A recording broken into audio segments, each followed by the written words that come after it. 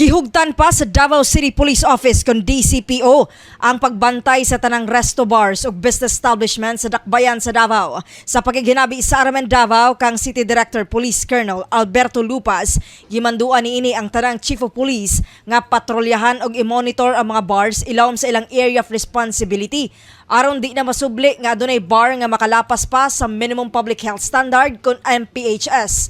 Gipatawag ang tanang bar owners kagahapong adlaw pinaagi sa gilusad sa lokal nga gobyerno nga virtual conference sa pagpanguna ni Lorna Mandin, ang Head Inspector uban ang PSSCC, DCPO ug Business Bureau. Nagpahimangno si Lupas sa tanang bar owners nga striktong ipatuman ang health protocols aron dili kini mag-atubang og kaso. Gilip naman ng likurban, sila mismo sa ilahang establishmento ang patuman aning minimum public health standard, social distancing, face mask, sila yung una mag-implement ani. Kaya dili man makita tanan sa pulis.